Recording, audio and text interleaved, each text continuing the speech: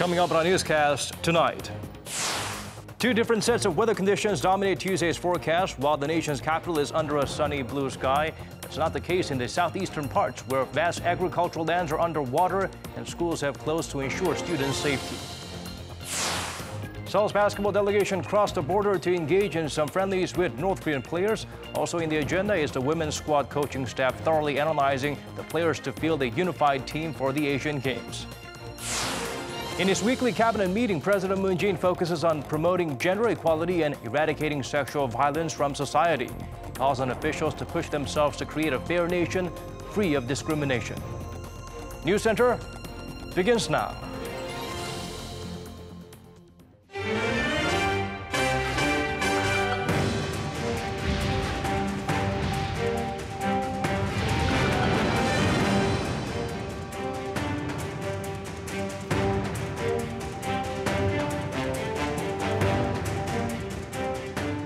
It's 8 p.m. here in Korea, live from our studio in Seoul. Time for Arirang News Center. Welcome to our program. I'm Daniel Choi. Let's start things off with the latest on the damage caused nationwide by the ongoing torrential rain. Some regions have been heavily affected, with multiple buildings collapsed and schools canceled. Meanwhile, Typhoon Prapiroon is inching closer to the southeastern coast of the Korean peninsula. Jo Sung-min has our top story. The Korea Meteorological Agency's latest official announcement at 6 p.m. local time indicates that Typhoon Prapiroon is around 130 kilometers to the south of Busan. The typhoon was headed northeast at a speed of approximately 27 kilometers per hour. The weather agency predicts that on its current course, the typhoon will come within 90 kilometers of Busan by Tuesday at 9 p.m. and then move to waters to the southeast of Dokdo Island by Wednesday morning. A typhoon alert is still in effect in Gyeongsangnam-do province, but the storm is expected to weaken and move more slowly as it moves out to the East Sea. Meanwhile, strong winds and heavy downpours continue to wreak havoc across the southern regions. There have been reports of damage to infrastructure and flooded streets. And most schools in the Gyeongsang-do and Jeollado provinces canceled class. 3 deaths have been reported since Sunday. There were no more reported on Tuesday, but 1 person was injured. Flights were also disrupted by the wind and rain. Jeju International Airport said at least 44 domestic flights were canceled and 25 were pushed back. The agency also said most of the southern regions and some eastern coastal cities will see torrential rains of up to 30 millimeters per hour until Thursday afternoon, when the typhoon's influence is expected to have dissipated. Jo Sung-min, Arirang News. It's game time for the two Koreas. Seoul's team crossed the border for some basketball friendlies to be played tomorrow and Thursday. The group also includes the unification minister as well as some senior sports figures. Oh Jung-hee has more on the hotly anticipated inter-Korean sports exchange.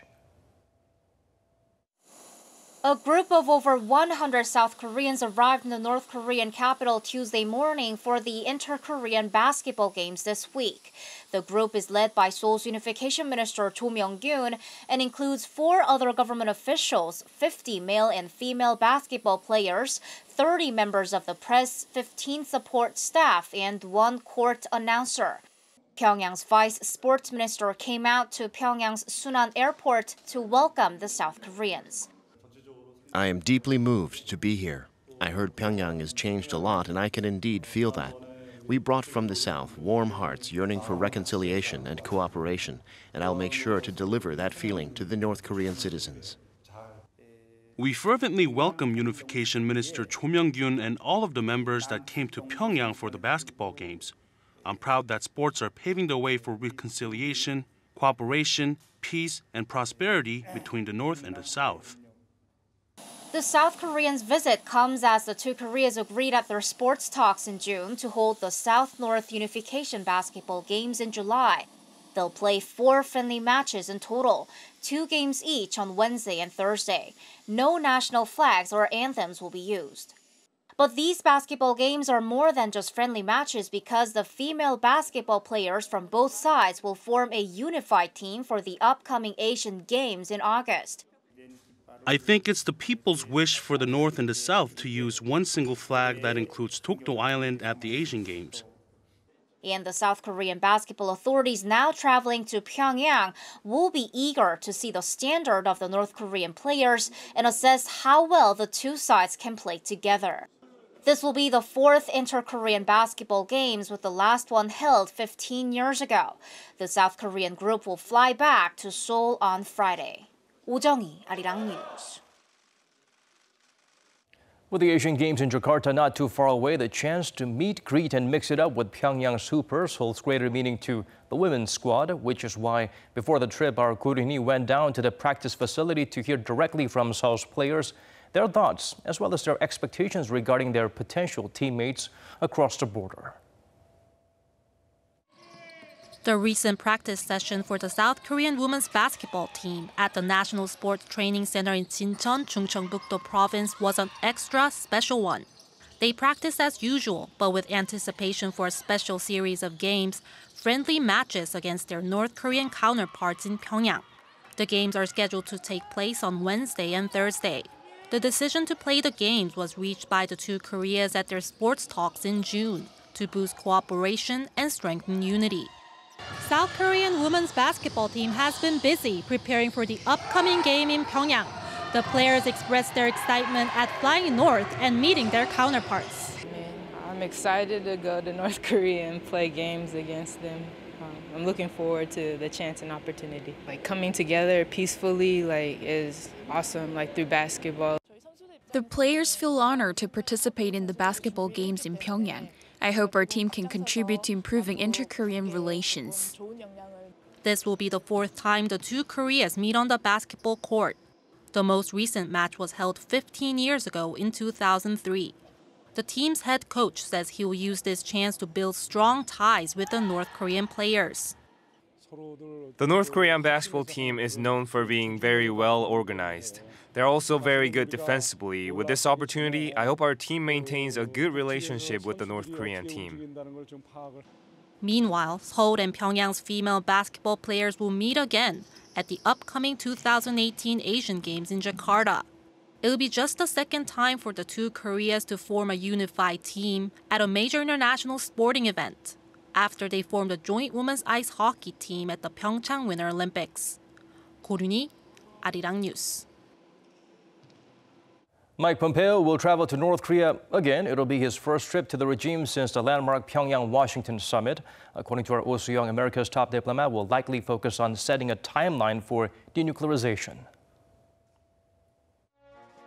U.S. Secretary of State Mike Pompeo will meet with North Korean leader Kim Jong-un this week to specify the details of the regime's denuclearization.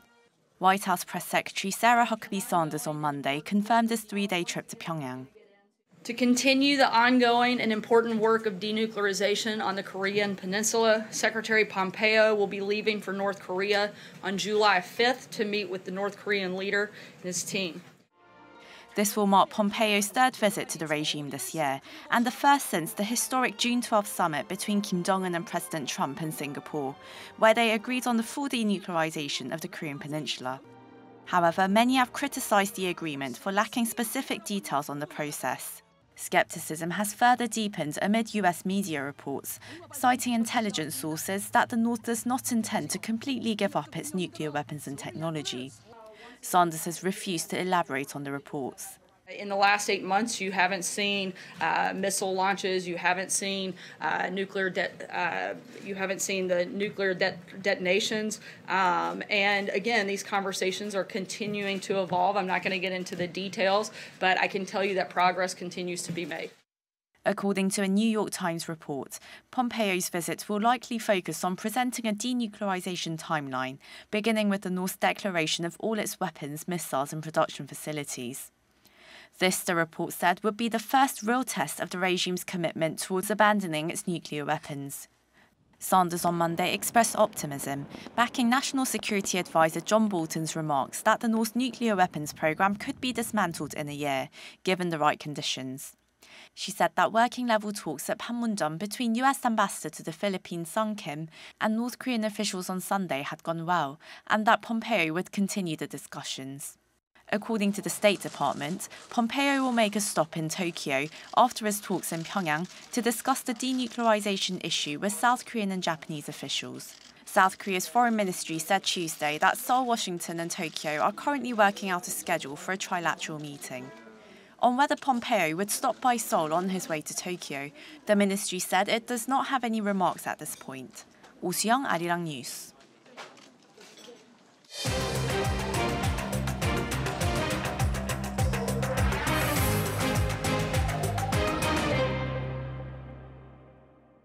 President Moon Jae-in chaired his regular cabinet meeting this morning. The Liberal leader expressed his determination to put an end to sexual assaults and discrimination in this country.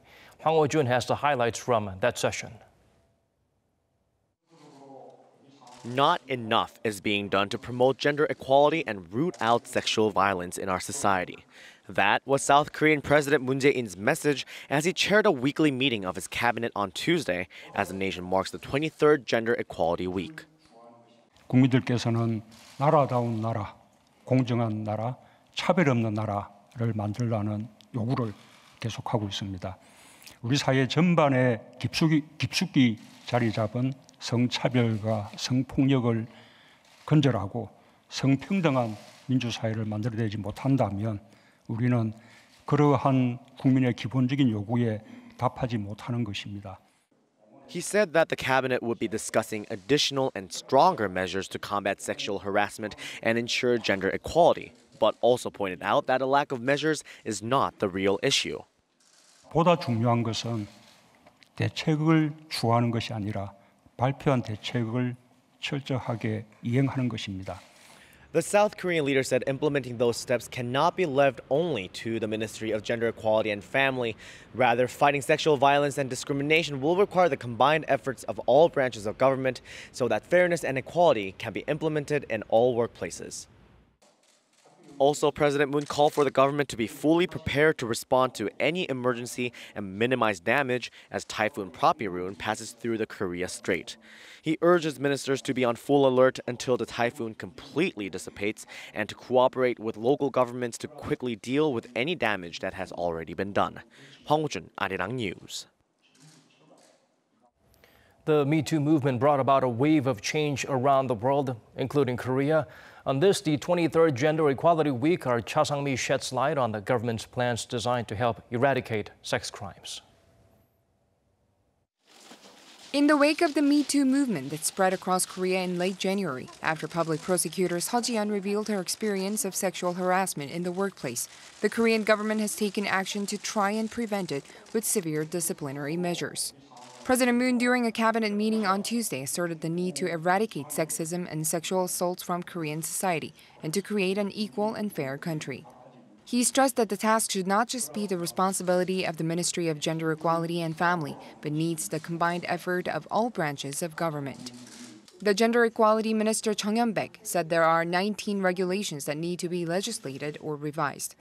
The ministry said that running sexual harassment reporting centers, strengthening punishments, and preventing secondary victimization in sexual crimes were critical when dealing with the issue. In the public sector, the concealment or belittling of sexual crimes will be met with severe punishments. The government will provide thorough guidelines for each public department. In private sector, labor supervision will be expanded and strengthened. Protection and counseling for victims will continue after cases are resolved. In the education sector, a new law will make the establishment of reporting and counseling centers compulsory in universities and will distribute guidelines for dealing with sexual crimes in schools. Countermeasures will be reinforced within schools through strict punishments. In the culture and arts sector, the government will support reporting and counseling and will systemize sexual crime prevention. The government will try to pass the 19 regulations at the National Assembly as soon as possible. Cha Sang-mi, Arirang News. Moving on to other stories now, a special financial reform committee was launched to gain public consensus in tax reform and the government's expenditure. Today, the team unveiled plans that reflect the opinion of citizens and experts to enhance taxation equality as well as efficiency of financial spending in the country. Won Jung-hwan outlines what they are. The Special Financial Reform Committee held a second general meeting on Tuesday to submit their recommendations for tax reform. The committee's goal is to improve income redistribution and financial efficiency through taxation and fiscal reform, and raise the transparency and accountability of government spending. Regarding tax reform, the committee has included real estate, financial income, housing, and environment-related individual consumption as their criteria for the proposal recommendation. For real estate tax reform, they proposed raising the fair market value ratio by 5 percentage points annually for 4 years, and increasing housing property tax by up to 2.5% based on the rise in real estate prices. The committee says if the final proposal passes, 346,000 people, those who have housing and land property, will be affected. An additional tax revenue of nearly $900 million is likely to be added next year. The committee also raised the need to reform energy taxes for a sustainable future and for the public's health. They have proposed to increase the individual consumption tax for the use of bituminous coal to 36 Korean won per kilogram of coal. If the tax rates are adjusted in the administration's final plan, which will be released in late July, they will need to be passed by the National Assembly in September to come into effect. 원정환, Arirang News. Consumer prices climbed 1.5% on year in June, mainly driven by oil prices. In contrast, the cost of livestock and eggs took a dip. Kim Hye-sung help us look beyond the digits. South Korea's consumer prices went up last month on the back of rising global oil prices. According to Statistics Korea Tuesday, the consumer price index for June jumped 1.5% on year, the same pace as the previous month's on-year gain. Prices of oil-related goods soared 10% in June, the fastest on-year gain since April 2017, lifting up overall prices by more than 0.4%. Dubai crude, Korea's benchmark oil price, went up near 60% on year to reach $73.4 a barrel last month. Transportation expenses also went up by over 4%, the fastest on-year gain in more than a year. But still, the country's consumer price growth has stayed around the 1% level since last October, mainly due to the slowing increases in agricultural goods prices, which went up 6.7%, a small increase than May's on-year gain of 9%. Higher global oil prices have led to an increase in production costs, putting upward pressure on industrial goods. Average consumer price growth for the first half of this year is 1.4%, lower than the government's target of 2%. If not for the higher oil prices, it would be even lower than that, meaning demand-side inflation and investment is still fairly low. Livestock prices dropped by more than 7% on year, with egg prices falling 42%. Service prices continue to go up, posting a 1.6% increase last month on the back of rising restaurant and accommodation prices. Core inflation, which excludes oil and food prices, went up 1.2%. Kim Hye-sung, Arirang News. Next year, the nation will celebrate the 100th anniversary of the independence movement against Japan, as well as the establishment of Korea's provisional government. President Moon Jae-in has called for joint projects between Seoul and Pyongyang to mark the occasion. Kim Min-ju shares with us his remarks. South Korean President Moon Jae-in has called for joint projects with North Korea to commemorate the 100th anniversary next year of the March 1st independence movement in 1919 against Japan's colonial rule.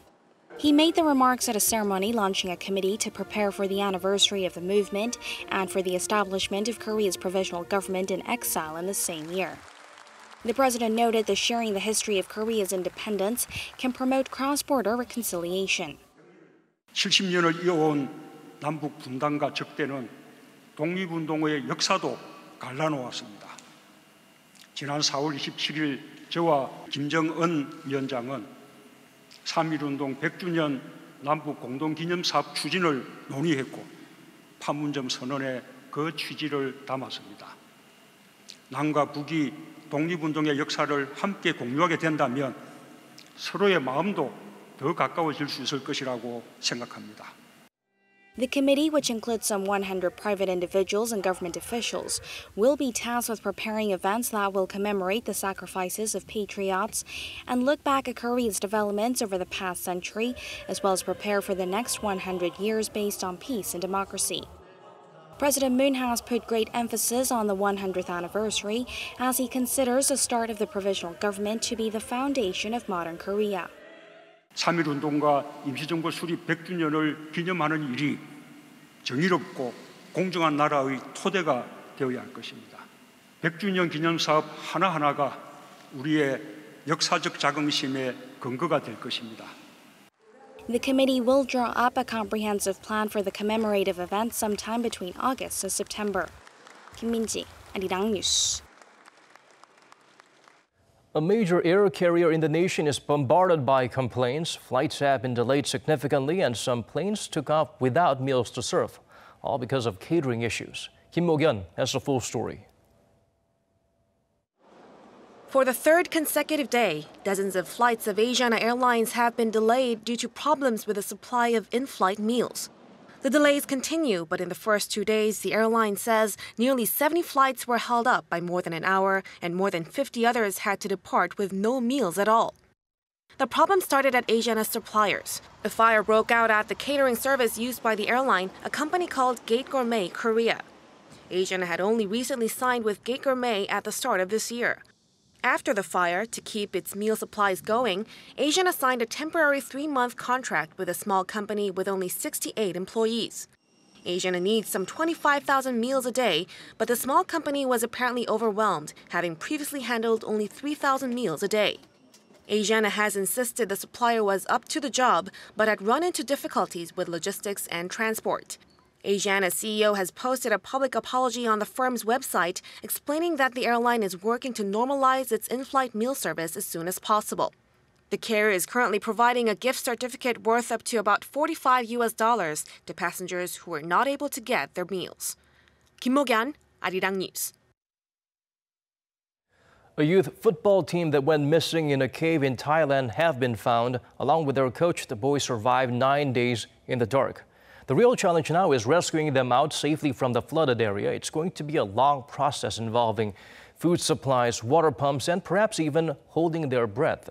Kan Young-woo zooms in on the complexity of the situation.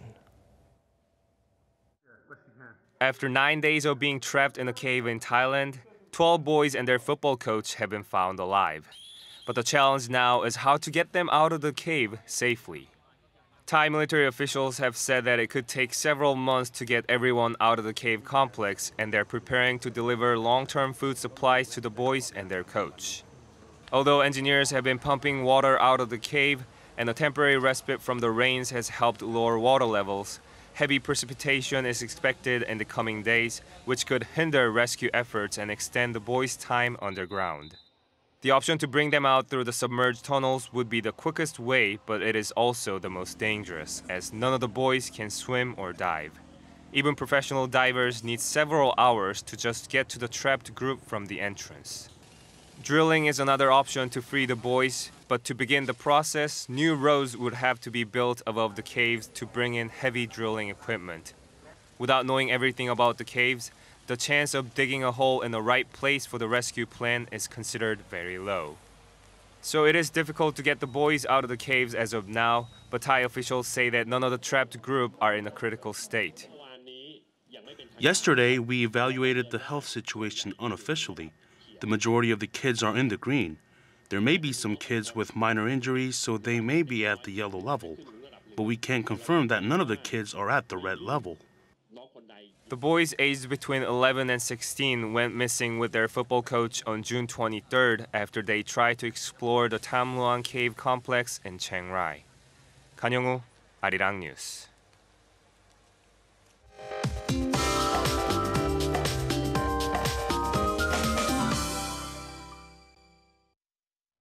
Time for us to turn to Michelle Bag at the Weather Center for the latest updates. Michelle, as the southeastern region are under typhoon alerts, more heavy rain is expected tonight. That's right, Daniel. Now, Typhoon Prapiroon is currently passing water south of Busan's coast, and it's expected to pass closest to the peninsula at around 9 p.m. on Tuesday. And Prapiroon is expected to unleash more strong winds and massive precipitation until the morning hours before it slowly dissipates out to the East Sea.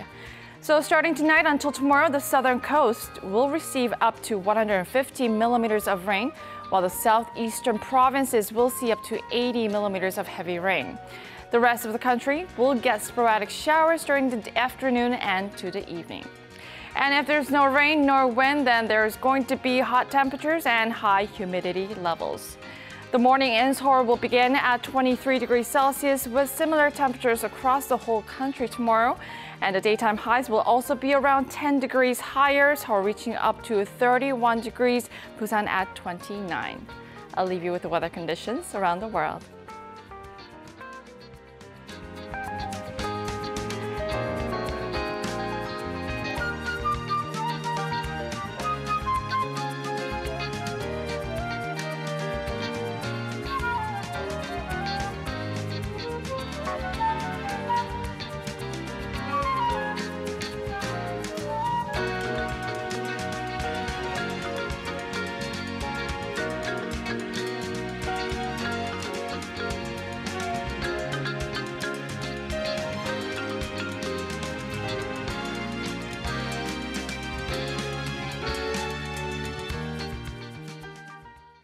These are the stories we could pack into our newscast at this hour. Wherever you may be tuning in from, thanks for watching.